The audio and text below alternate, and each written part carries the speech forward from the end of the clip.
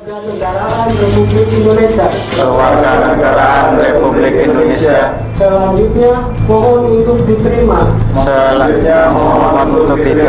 menjadi warga negara Islam Indonesia. Alhamdulillahirobbilalamin. Dari warga negara RI berpindah kepada warga negara NII, dan itu diabadikan. Artinya ya, polisi sudah tahu, BIN sudah tahu, negara ini sudah tahu.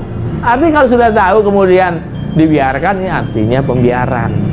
Orang zaman dulu saya udah di luar panggung ya. Begini saja saya masih ditunjuk-tunjuk bilang Al-Zaitun saya. Itu kan zaman 22 tahun yang lalu, 22 tahun yang lalu.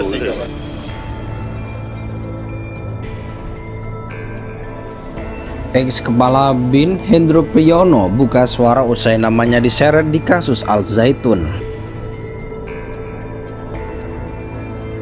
Kita tidak bisa diam saja, tiba-tiba kita diserang, kita tidak bisa berbuat apa-apa, jangankan bertahan, kita nggak bisa menyerang balas. Jadi kalau itu masuk, semakin nggak bisa kita membedakan mana hoax, mana yang benar, sehingga kita beradu sendiri. Dengan artificial intelligence, saya bisa setel, Anda A sama B, kirim-kiriman WA gitu, padahal yang ngirim saya, kamu berkelahi sendiri, itu akan terjadi. Dan sulit sekali kita untuk membedakannya, apalagi sudah bisa suara Anda persis, dan untuk persis Anda bicara persis seperti itu, tapi sebetulnya tidak pernah bicara. Dan ini tidak lama lagi, itu sudah dekat, sudah dekat, cuma 1 jam terbang. NII KW9 itu bukan organisasi tanpa bentuk, bukan. Dia negara dalam negara, dia terstruktur, jelas orang-orangnya. Kalau datang ke Al-Zaitun, itu jelas. Lurahnya, camatnya, bupatinya, gubernurnya hadir di sana. Dan diketahui oleh di antara mereka. Dan tahu, negara ini tahu. Ya, intelijen tahu. Namun, dibiarkan. Di situ dari rekening yang masuk itu ada namanya Daswardi atau siapa, Gubernur NII, komandemen sekian, Daswardi ngirim ke rekeningnya Panji Gumilang itu sebanyak 6 miliar. Ada indikasi dana bos dari Depakto masuk ke institusi untuk sekolah lalu pindah ke rekening-rekening pribadi ini. Kalau kita melihat makin banyak negara yang membentuk, kita lihat aja kok makin banyak yang membentuk.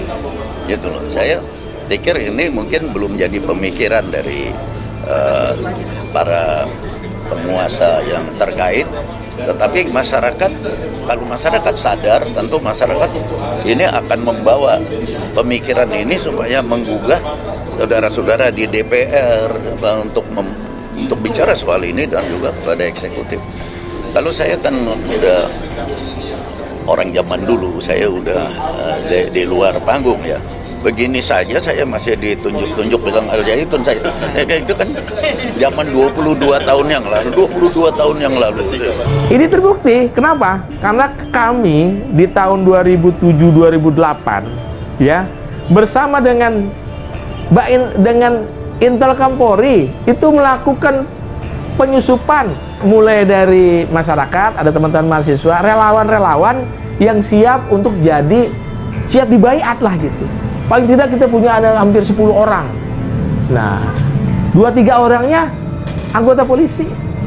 Dan mereka berhasil mendapatkan video baiat, mendapatkan video penyerahan serah terima pemindahan dari warga negara RI berpindah kepada warga negara NII. Dan itu diabadikan. Artinya, ya, polisi sudah tahu, BIN sudah tahu, negara ini sudah tahu. Artinya kalau sudah tahu kemudian dibiarkan, ini artinya pembiaran. Rasanya kok sampai kalau sampai belum dikumpulkan gitu bukti-buktinya dan belum dinyatakan ada tersangkanya, ini juga korelasinya sama, korelasi negatif ya dengan kasus yang lain dan pandangan masyarakat atas kepercayaan kepada Barreskrim, bahwa Barreskrim akan bersikap semua samalah di mata hukum. Jangan lagi ada yang mengatakan bahwa ini siapa sih sebetulnya di belakang ini sehingga Barreskrim itu agak lamban.